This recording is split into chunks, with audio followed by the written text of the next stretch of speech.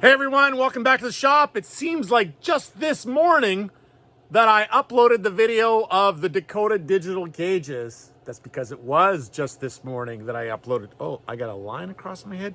That's what these hats do to me. Look at this. Where's my hat? This is an armored baseball cap. It's got like a hard plastic shell on the inside. Ooh, see? This is the one I normally wear. This is the one I normally wear with my headlamp. Anyways, it's left a mark on my head. More about this later.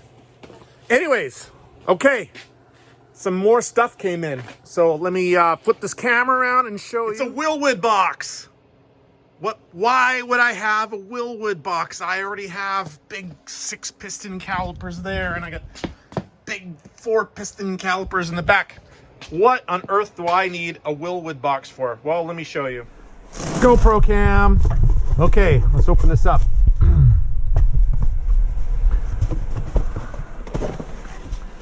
Okay, well, electrical wiring. Oh no, more electrical. What could that possibly be? What's up?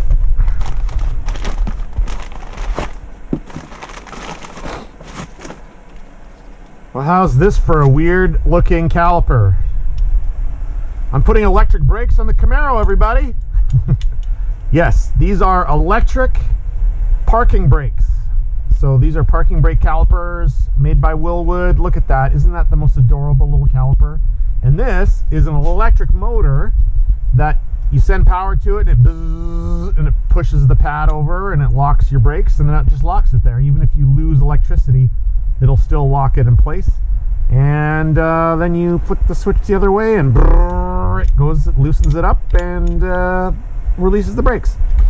See, where I live, you're required to have an emergency brake or a park brake to make the car street legal. And they do inspect for this, and I'm required to have it. And, you know, the typical easy solution would be, well, with this kind of brakes, there really is no easy solution because I haven't got that inner part where you can have, you know, you have the shoes that go on the inside there, like the brake shoes and, you know, the drum style brake that's on the inside of the brake disc. But this is a full floating axle. It does not have those provisions. So I got to do this. Yes, there are other options. I can put a manual brake. Wilwood has those as well. It's a separate caliper it's activated manually, but then I need a handle. So the stock Camaro has a foot pedal right here, but I didn't want that. So the other option would be to put a handle right here, and you know, obviously there are companies that make a handle that go here, but I have a really nice console that's going there and there's no room for it. So electric emergency brake is what I'm doing. And Wilwood doesn't make a ready-made bracket to hold this on, so I'm gonna have to come up with something. So look at that already, it's awesome. So I got to come up with a way of attaching that to this axle. Okay, with the aid of some cardboarded aided design CAD, I've designed a bracket that will bolt onto the current brake caliper bracket on the back side, and will then break or attach to this like so, and it will mount the caliper down in, it's hard doing this one-handed. I'll get it, have some faith, I'll get it, I'm getting it, there we go. Okay, it's gonna be mounted somewhere down, you can see in reference to the other one, like on the opposite side. And I'm doing that so that I have clearance here. So I don't want there to be any risk of that electric motor hitting that frame. Now, you can't see it, but it actually is straight down. There is clearance there. Like, it's probably not gonna ever hit it, but I just want to make sure. And so yeah, it's gonna be mounted down there like that. The next step is to transfer my CAD piece here into aluminum. And I'm using aluminum because, let's face it, it's an emergency brake. It's only going to be used during parking, like when the car's parked somewhere. So, you know, some 3/16 or 1/4-inch aluminum is going to be both lightweight and plenty strong to hold that in place. So I think steel will be way overkill. And I don't want to weld to the axle because that's all been powder coated, and I'd have to take this all apart and redo that if I were to weld to it. So it's going to be bolted, and I believe that is going to be plenty strong.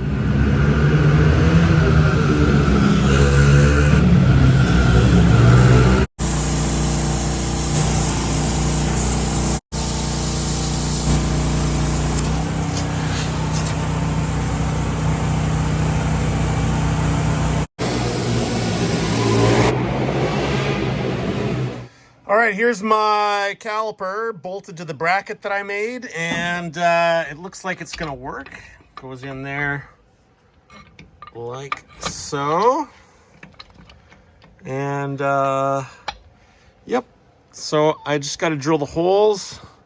Now, I could maybe drill the holes from the inside, but that looks like it's gonna be difficult. So I think I'm gonna have to pull this hub and caliper and everything off here to get it from this side. Some of you may remember me mentioning that this is a full floater rear end in this car, and this is what makes it a full floater rear end. This is my axle. It's splined at this end and the other end. The other end goes into the pumpkin. This end, the splines go into the hub. And there's a drive hub, and it goes, well, it's underneath there, but it goes over top of here, and it's got splines in it too, so that it drives the wheel. And the beauty of this is you can actually get these axles modified so that you have negative camber on the back of these, which is pretty unusual for a live axle car or a solid axle rear car. So, you know, what they do is they round off this edge a little bit, and then they match up the drive hub, and they give this a little bit of a tweak, you know, and it can drive that, and you can have negative camber on the back. So anyways, that's today's lesson on live axles. All right, there it is, bolted in, the plate and the caliper, the emergency brake caliper. So now I'm gonna take the emergency brake caliper off. I'll bolt the hub and all that stuff back on, and then let's put that caliper back on and make sure that it's 100%. Oh, and I used Loctite on all the bolts because we don't want those coming loose. Ta-da! There it is. There it is.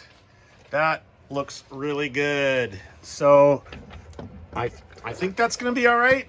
The bracket could be a little stiffer. Like, it's strong in this direction, but in and out, you know, I can push on it, and I can wiggle it a little bit. So I don't think that's going to cause any kind of an issue. Shouldn't. Anyways, now I just need to repeat this on the other side. Passenger side is installed. Took very little time, which is awesome. The wheels turn no problem. So now I just got to hook up the wires and the computer that goes with this. I need to find a place for this really cool switch. So I think I'm going to put it right there. That is a brake bias adjustment knob. So I don't have an ashtray in this car, and as you can see, I got the radio delete, so I put the brake bias adjustment knob there, and I'm going to put this right to the left of that. So behind there is just where the ashtray would be.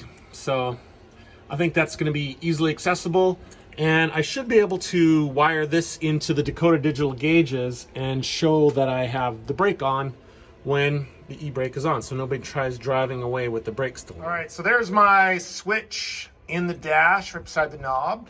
And because the chassis wiring harness on this car runs along this channel on the driver's side, I just thought I'd run the wiring harness for the e-brake on the passenger side. So it runs all there, and then it goes through. I started putting this hole here to run it, you know, the wires through to the brakes. But it turns out that it's double walled, so actually in the inside of there it's just another wall, so I'm just going to put a plug there, but anyways. All right, and I got to put a grommet there, but all right, those go to the calipers. Of course, I used dielectric grease in this connection. Okay, let's see if this is gonna work out. Everything is hooked up. There is a wire from the switch, it's in the wiring diagram, that's labeled LED. So I hooked that into the Dakota Digital box now under the brake thing, so it should trigger the emergency brake or the park brake light right there. So let's try it out. Oh, we hear a noise at the back. Light's on there. And the light is on the dash. Let's try turning it off. Oh, look at that.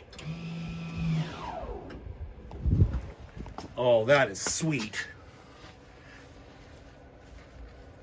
Oh, yep. Brakes are definitely on. Okay. Well, that was easy. There is a way of wiring it. If you don't have a Dakota Digital gauges and this is not what you have like an old school incandescent light or whatever, there is a way of wiring it. There's a diagram at the back of how to use a relay to make that light work, but this is really slick how it works in conjunction with the Dakota Digital gauges. Oh, that is so cool.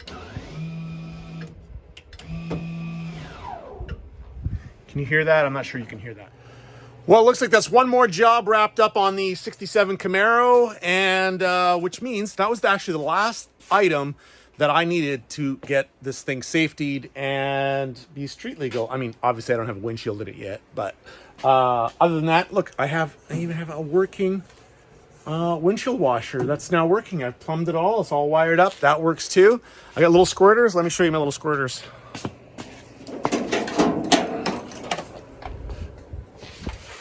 Ta-da! And they're both fully adjustable. Okay, well, that's it for this video. I hope you've learned something. I've actually already had a few people say they've never heard of an electric e-brake before, so that's, look at my hair today. So that's really cool. Anyways, it was fun making this video. I'm really happy that I have that working on the car now, and we're gonna see you in the next one.